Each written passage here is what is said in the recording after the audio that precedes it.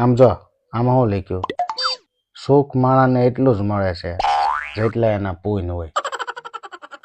પણ શાંતિ તમને એટલી જ મળશે જેટલું હું ધારીશ. ये सब क्या देखना पड़ रहा है?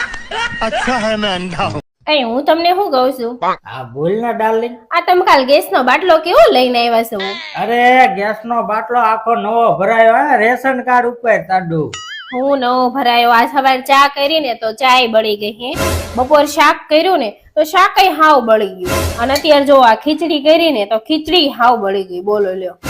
એટલે આ એમાં ગેસના બાટલાનો વાંધો નથી, તારો વાંધો હે.